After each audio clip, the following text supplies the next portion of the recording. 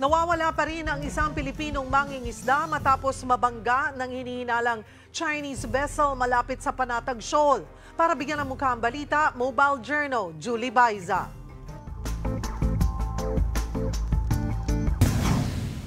Sira-sira na ang malit na fishing boat na ito nang ma-recover sa dagat na sakop ng Subic, Zambales nitong Martes. Ito ang sasakyan ng magkapatid na Robert at Jose Mondoñedo nang lumayag sila malapit sa Panatag Shoal noong July 3. Ayon sa Philippine Coast Guard, nangingisda ang dalawa nang bigla silang banggain ng isang barko kaya nasira at lumubog ang kanilang bangka. 3 araw na kumapit sa payaw si Robert hanggang sa masagip siya nitong July 6. Pero ang kapatid niyang si Jose nawawala pa rin. Ayon sa Philippine Coast Guard, hindi pa matukoy kung anong barko ang sumalpok sa bangka. Pero sa impormasyon ni Senator Francis Tolentino, isa umanong Chinese commercial vessel na may pangalang Yang Fu ang nang hit and run sa bangka ng mga Pinoy. Hindi niya sinaklolohan din yung ating mangingisda, tumakas na siya dire-diretso. So identified naman siya, malamang-lamang ito ay commercial vessel. Hindi Coast Guard nila, hindi militia. Patuloy pang hinahanap ang nawawalang mangingisda. Inilabas naman ng Chinese state media na Global Times ang video na ito ng sira-sira at patay na coral sa ilang bahagi umano ng Ayungin Shoal. Sa ilan pang larawan, kita ang umano'y mga basura sa ilalim ng dagat. Kuha raw yan ang magsagawa ng marine scientific research ang Chinese Ministry of Natural Resources sa Ayungin Shoal. Ang sinisisi nila, ang nakasadsad na BRP Sierra Madre na military outpost ng Pilipinas sa West Philippine Sea. Pinabulaanan ng National Security Council ang paratang ng China. Ang China nila ang nakasisira sa coral sa West Philippine Sea. May hawak daw na ebidensya ang Pilipinas na magpapatunay rito.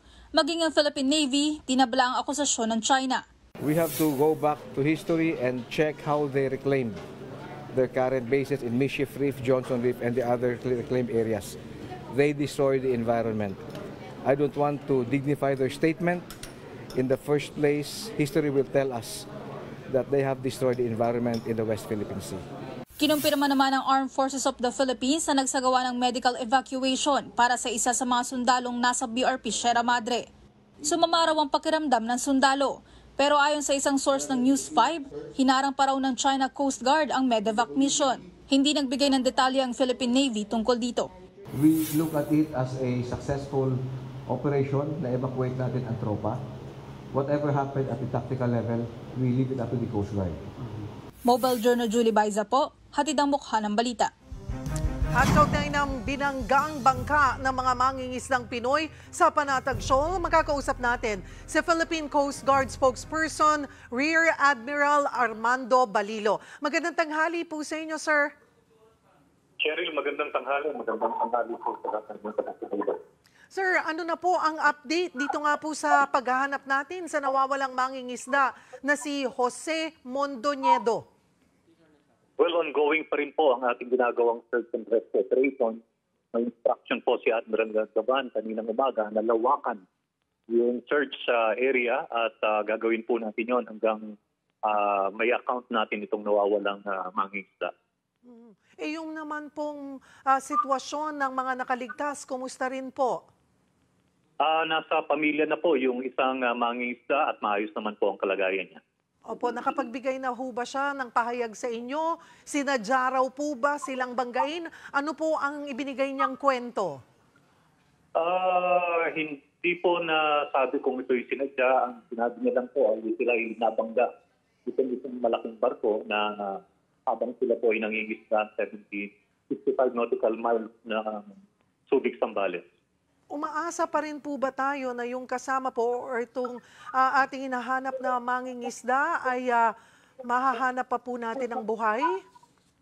Well, may mga experience tayo before na kahit ilang araw na ay nakikita pa at nagbigay tayo ng notice to mariners sa mga barkong bumabiyahe dito sa Subic para kung may pagkakataon na nakuha nila ay may pagbigay alam po sa atin.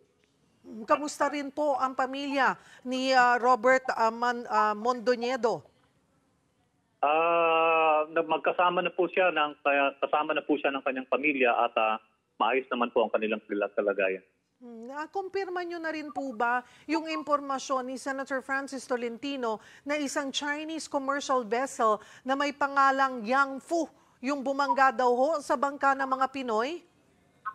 May dalawa po kaming barkong tinitignan na vessel of interest. Binacktrack po namin yan sa Subiton during that particular date and time, no? Pero ang lumalabas po na pinakamalapit ay yung po na isang bulk carrier, napakalaking barko po na galing ng China papuntang ng Indonesia. Ano po ang paalala natin sa ating mga kababayan na mangingisda malapit po sa Panatag Shoal kasunod po ng insidenteng ito?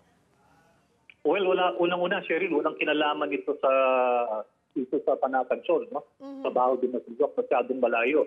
Pero ganun pa naman ay pinaalahanan natin yung ating mga kababayang mangisda na palagi pong mag-ingat. Marami pong salamat sa inyong oras, Rear Admiral Armando Balilo ng Philippine Coast Guard.